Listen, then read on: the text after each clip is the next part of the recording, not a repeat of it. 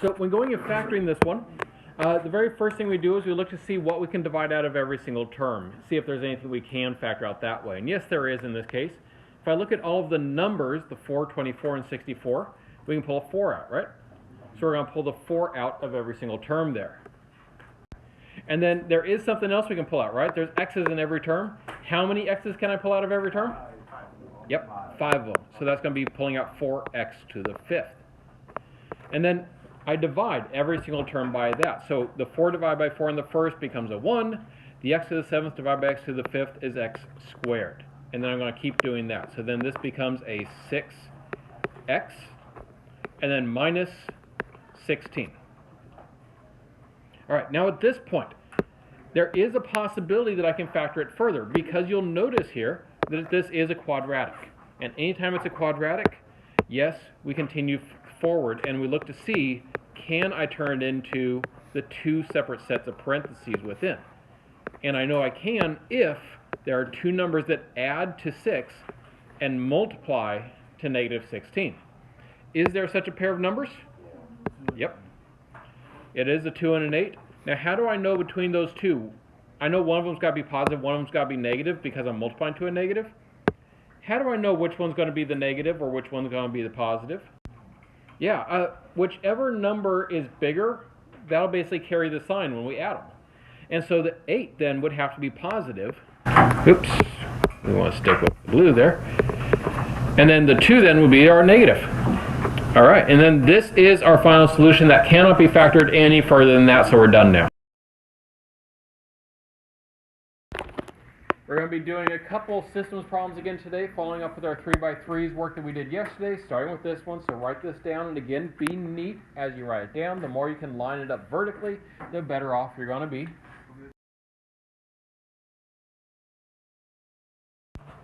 So as I take a look at this one, I'm basically doing this the same method that I used yesterday.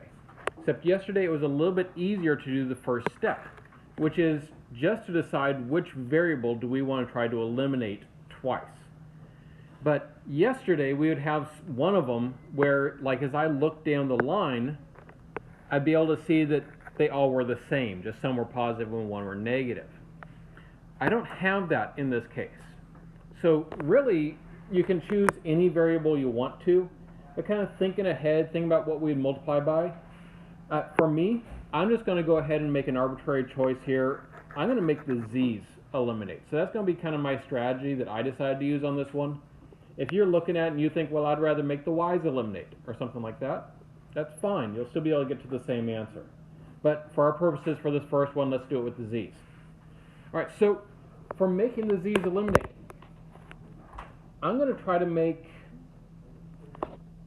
the z's eliminate by combining first and third equations first. I'm just thinking that making the first and third go together is going to be a nice, easy one. So if I'm going to try to make this and this cancel out the z's, which equation are going to have to multiply by what? Yep, multiply the top one by negative 4. And so if I multiply the top equation then by negative 4, I then write my new system of equations from there. And so I multiply everything in the top equation by that negative 4, and that gives me this down here. And then I also, remember I did that in order to be able to combine the first with the third.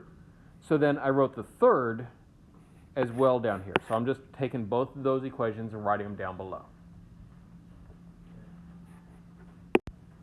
All right, now remember why we do this?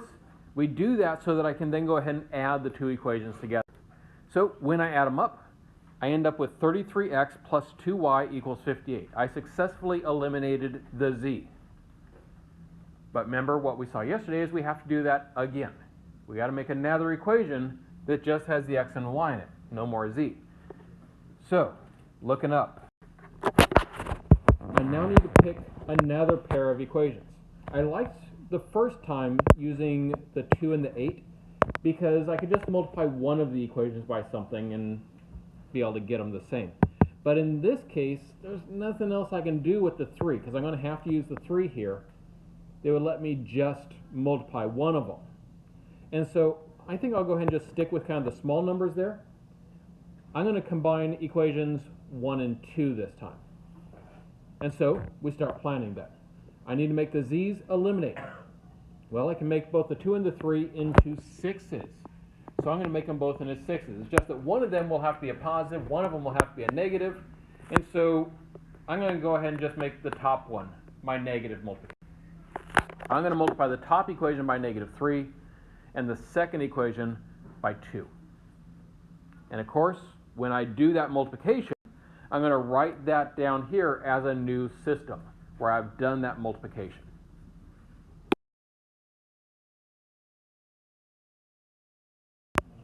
All right, and then once we've done that multiplication, remember our purpose for doing that multiplication is just so that we then can go ahead and add them together and again eliminate the z's. So I go ahead and add them. In this case, I end up with 4x minus 9y equals 44. Now, of course, our whole goal in doing this is to be able to create a new 2 by 2 system of equations. And I've now been able to do that because I ended up with 2 equations that each had the same 2 variables in it. Now we need to solve that. And yes, it is true that some of the numbers are not going to be especially pretty as you do these. And that's okay. Of course, you might prefer working with the y's in this case because of that, and that's perfectly fine. But now we're going to solve this system. So please do so. Solve that system of equations to find your x and y values. Heck, then, once you've done that, go ahead and find your z.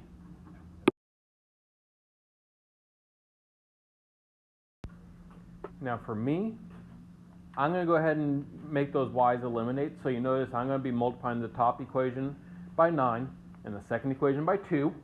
And that's going to be my strategy. So if you weren't sure where to start, that's a good place.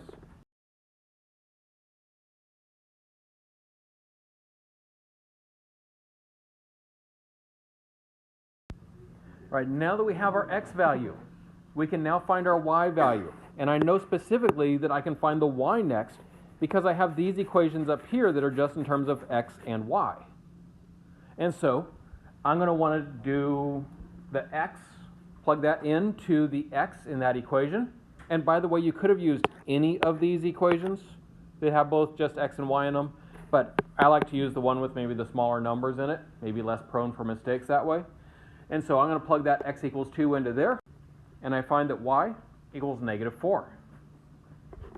And now that I found that y equals -4, I can take that y value and I can plug it into any of these original equations.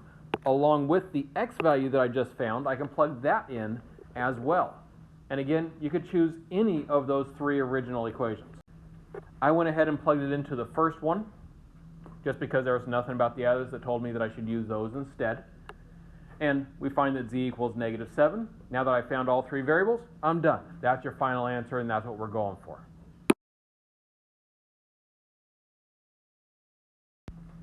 All right, now, up to this point, we've been solving these abstract 3 by 3 systems, but there hasn't been any context to it. And we're not going to get into tons of context in this class. Algebra 2 is an almost unfortunately abstract class, where we don't have quite enough time to go into a lot of subtleties, but there are at least a few things that we can start building in now and start connecting up. And one of them is a problem like this. And I'm going to want you to write this problem down because this is what we're going to be doing together. I'm telling you that a particular quadratic equation includes these 3 points. And we're going to write the equation of that quadratic just based on those 3 points. And we're actually going to need those 3 by 3s to do it.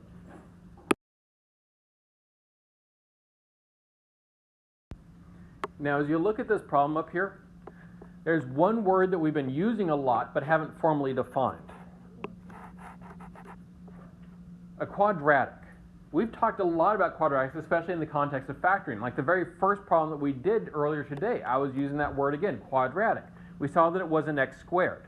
And yes, a quadratic equation is an equation where the highest exponent on x is 2. In other words, it involves an x squared.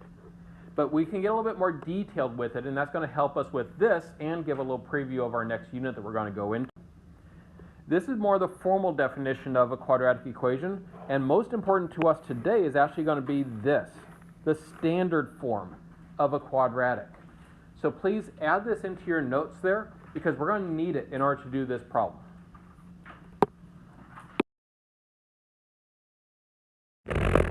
As you take a look at that general equation, a couple little notes as you look at it here. You'll notice that we have y and x still in here. So those are the normal y's and x's that we would have in an equation. But we also have this a, b, and c. What are the a, b, and c then? Are these like variables that we're changing? No. The a, b, and c are constants. So the a, b, and c each represent a constant, or in other words, they each represent some number that we are yet to find. And that's going to be what this problem is going to be all about. Because as we take a look at this problem, we actually have 3 data points. And because of those 3 data points, we're going to be able to write an equation to figure out what these 3 unknowns, a, b, and c, all are.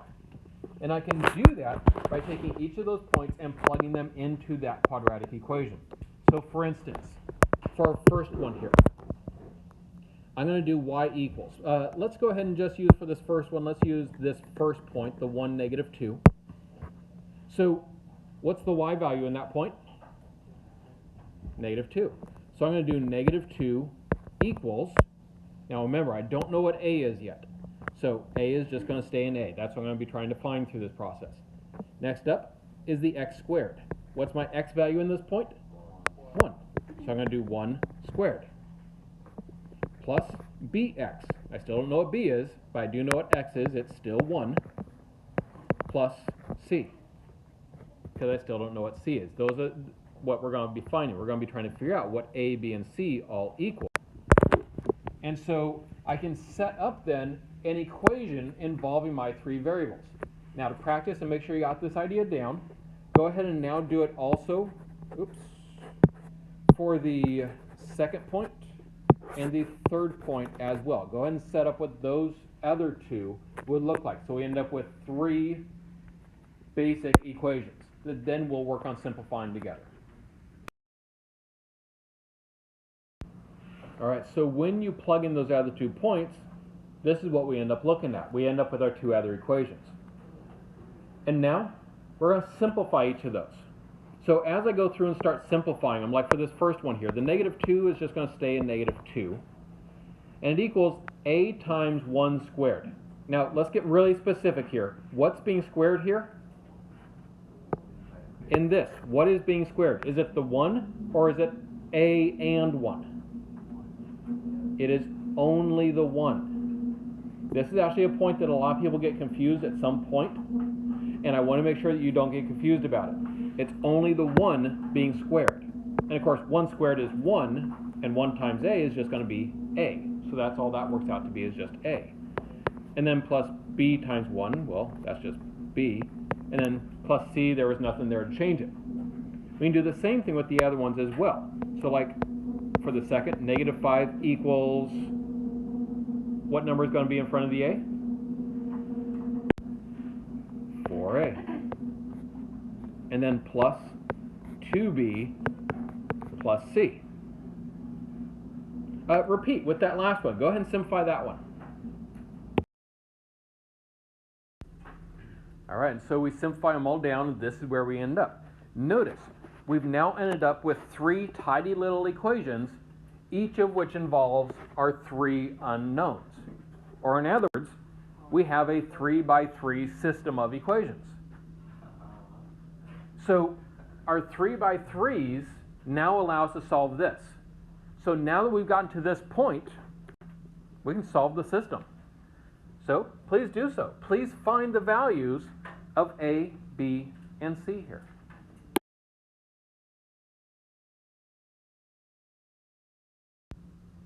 One of the things that does make this system easier to solve is that they're all plus c, right? So if I make one of those into a minus c, it's going to be very easy to eliminate those. Use that to your advantage.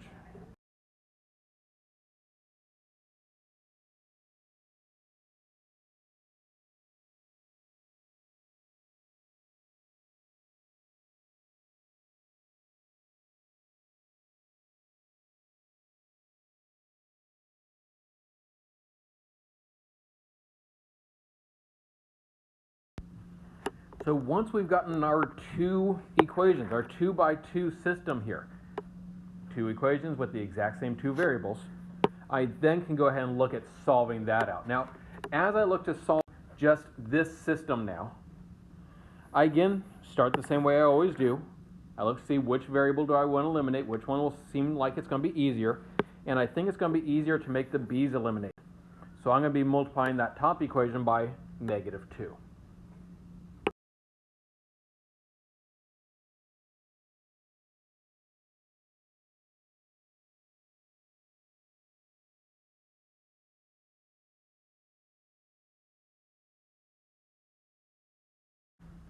So we've now gone through and finished solving it out, where we now know what A, B, and C all equal. We solved our 3 by 3, and that's good.